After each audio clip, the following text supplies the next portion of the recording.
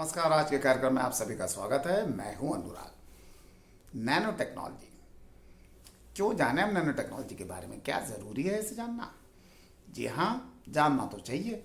जानना इसलिए चाहिए क्योंकि इसे कभी भविष्य की टेक्नोलॉजी कहा जाता था और आज तो ये पूरी तरह हमारे हर जगह जो है ये पेनिट्रेट कर गई है। हर जगह नैनो टेक्नोलॉजी का बहुत उपयोग है और कहा जाता है कि 3 ऐसी टेक्नोलॉजी जो मानव को पूरी तरह बदल देंगी, या कहते हैं ना मानव का नया इतिहास लिखेंगी। तो वो टेक्नोलॉजी कौन कौन सी हैं? एक है आर्टिफिशियल इंटेलिजेंस, एक है जेनेटिकली मॉडिफाइड ऑर्गेनिज्म बनाने की टेक्नोलॉजी या बायोटेक्नोलॉजी आप कहते हैं जिसे, और तीसरी है नैनो टेक्नोलॉजी। ये नैनो टेक्नोलॉजी है क्या? देखिए, नैनो का ग्रीक शब्द है, ग्रीक भाषा का, आपको पता है सारे नाम वहीं से लिए गए हैं। तो नैनो मतलब होता है मोना, छोटी सी चीज़। आपको याद होगा टाटा की कार आई थी नैनो कार, तो नैनो क्योंकि छोटी कार थी तो छोटी चीज़। लेकिन यहाँ अगर हम नैनो स्तर की बात करें तो कितना छोटा, ये जानना बड़ा जरूरी है, क्योंकि कहा जाता है कि नैनो स्तर पे ही प्रकृति की लगभग हर चीज़ की रचना हुई थी। सब कुछ इसी स्तर पे बना था। और ये स्तर क्या है? 10⁻⁻⁹ यानी 10⁻⁻⁹ मतलब जो हमें समझ नहीं आया, मुझे भी नहीं आया था कैसे इससे समझेंगे। यानी 1 मीटर का 1 बिलियंथ यानी 1 अरबवां हिस्सा, ये भी समझ ही नहीं आया। तो कितना छोटा है इसको समझने के लिए आप एक बाल अगर ले और समझ लीजिए किसी तरीके से हमने उसके 50,000 टुकड़े कर लिए, तो एक टुकड़ा मतलब वो नैनो स्तर जिसकी हम बात कर रहे हैं। जी हाँ, इतना छोटा स्तर जहाँ पर सारी प्रकृति की संरचनाएं हुई और स्तर पे जाके बहुत से नए मटेरियल्स बन रहे हैं, बहुत सी नई चीज़ें हो रही हैं।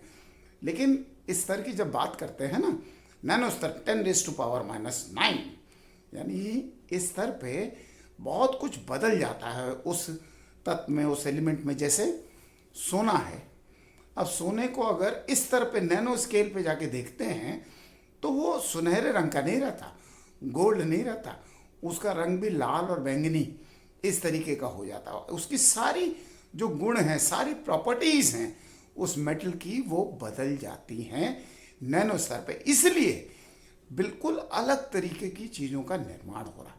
अब जैसे इन्होंने क्या किया कि नैनो कण को जब पढ़ने के लिए एक स्कैनिंग टनलिंग माइक्रोस्कोप होता है, उसके ज़रिए पता लगता है। देखिए, एटम से थोड़ा ही बड़ा है ये स्तर पे। जैसे मैंने बताया कि हर चीज़ की रचना हुई, कहते हैं हवा, पानी और मिट्टी मिल जाए तो उसी स्तर पे भिंडी बन जाती है, कहने की बात है।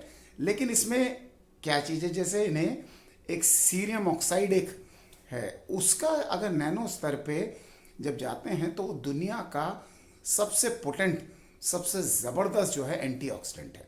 आपको पता है विटामिन सी जो है वो एंटीऑक्सीडेंट है। सब जगह आजकल इम्यूनिटी बढ़ाने के लिए हम विटामिन सी ही ले रहे हैं। तो अगर ये आ जाता है तो इससे करीब 100 गुना ज़्यादा प्रभावी है।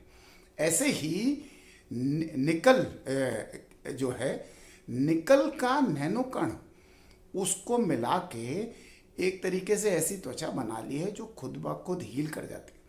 जी हाँ, एक्समैन और ये सब आप देखते हैं, इसमें इस तरीके के बहुत से रोचक कैरेक्टर होते हैं जिनके कोई भी गोली लगती है, फिर उसके बाद गोली निकल जाती है और त्वचा हील कर जाती है। ऐसी बना ली गई है। अभी इस पर बहुत काम होना है, शुरुआती वो है। और सबसे बड़ी चीज़ नैनो कार्बन ट्यूब्स, जिनकी बहुत बातें हो रही हैं।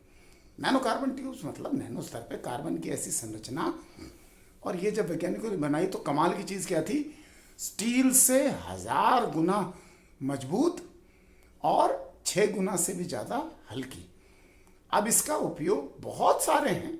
एक बड़ा उपयोग क्या है? हाइड्रोजन, जिसे हम भविष्य का फ्यूल कह रहे हैं, एक ऐसा ईंधन जो एबंडेंस में हमेशा रहेगा। उसकी स्टोर करने की तो क्षमता जो है वो विकसित नहीं हो रही। स्टोर करना ही तो दिक्कत है, कहीं फट गया तो फट भी जाता है। तो उसके लिए कार्बन नैनो ट्यूब्स के अगर कंटेनर बना लें तो छोटे से कंटेनर में बहुत सारा हाइड्रोजन जो है प्रेशर से रखा जा सकता है। और इससे भी बड़ी चीज़ नैनो रोबोट्स, नैनो बॉट्स जो बोल रहे हैं, मतलब मेडिकल के क्षेत्र में बिल्कुल क्रांति ला दी इन्होंने। और क्रांति अभी आने वाले समय में सब देखने को मिलेगा। ऐसे छोटे छोटे रोबोट्स जो किसी भी जगह कोई भी ट्यूमर हो उसको ख़त्म कर सकते हैं। जहाँ ज़रूरत है उधर ही दवा जाएगी, आपको टीके की सुई लेने की ज़रूरत नहीं है। ये जाके इंजेक्शन की तरह। मतलब सबसे बड़ी चीज़ क्या है, खा लिया तो इंटेस्टाइन के इतने छोटे होते हैं ना, तो आंतों के ज़रिए उस जगह ब्लड स्ट्रीम में पहुंच के और जहां ज़रूरत है उसी को पकड़ा और उसी पे इंजेक्शन लगा दिया। एंटीवायरल प्रॉपर्टीज़ भी हैं, वायरस को मार सकते हैं। कोरोना, उसका तो कोई मतलब ही नहीं है कि नैनो के आगे टिक जाए। कोरोना के जो साइट्स, जो स्पाइक्स है जिनको लेके हम सब घबरा रहे हैं, जो चिपकते हैं, उन्हीं पे ये चिपक जाएंगे। ये चिपक गए तो वायरस किसी काम का नहीं। वो कहाँ चिपकेगा सेल पे, जब सेल पे चिपका नहीं तो वो ऐसे ही पड़ा रहेगा, फिर निकल जाएगा शरीर से। और इसके अलावा मेडिकल में इनके तमाम उपयोग के अलावा एक बड़ा उपयोग क्या है, प्रदूषण। पूरी तरह क्षमता है इस प्रदूषण को ख़त्म करने की। और एक टेराफॉर्मिंग हमने पहले भी बताया था, मतलब कि उस जगह पर जाके उस जगह को बिल्कुल ऐसा कर दो जो धरती के लिए उपयुक्त हो। जैसे मंगल ग्रह का वायुमंडल बदलना, यही नैनोबॉट्स करेंगे, यही नैनो रोबोट्स करेंगे। बहुत सी कॉस्मेटिक चीज़ों में नैनो टेक्नोलॉजी यूज़ होती है, लेकिन सब कुछ अच्छा नहीं है, उसके एलर्जिक रिएक्शंस भी होते हैं। इतना छोटा है कि कोशिका के अंदर जाके डीएनए तक को बदल सकता है, तो यानी कैंसर तक कॉज कर सकता है। तो अभी बहुत काम चल रहा है, लेकिन जितनी तेज़ी से अब एआई और बाकी टेक्नोलॉजीज डेवलप हो रही हैं, नैनो टेक्नोलॉजी के बहुत से उत्पाद सामने आएंगे। और बायोमिमिक्री में एक छोटा सा उदाहरण दे देता हूँ, लंबा हो रहा है वीडियोस, खत्म करेंगे जल्दी। कि कहते हैं ना, कमल पे कभी कीचड़ नहीं बैठता उसके पत्तों पे। क्यों? उसमें छोटे छोटे उभार होते हैं नैनो स्तर के, जो धूल के जो कण होते हैं, मिट्टी के कण, उससे भी छोटे होते हैं, तो वो उस पर टिक नहीं पाते, फिसल के नीचे गिर जाते हैं। ऐसी ही कमीज़ आपने पता होगा, आपने जाना होगा, सुना होगा, ऐसी शर्ट जो कभी गंदी नहीं होती।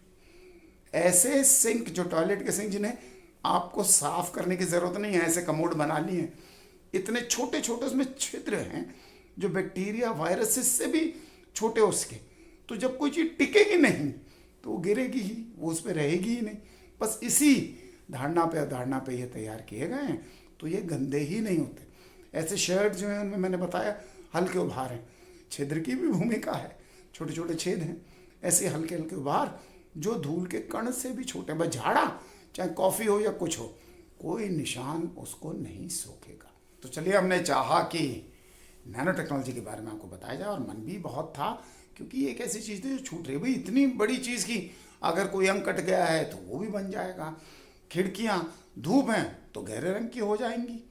तो इतना कुछ है जो आ चुका है, और ये सब हो जाएगा।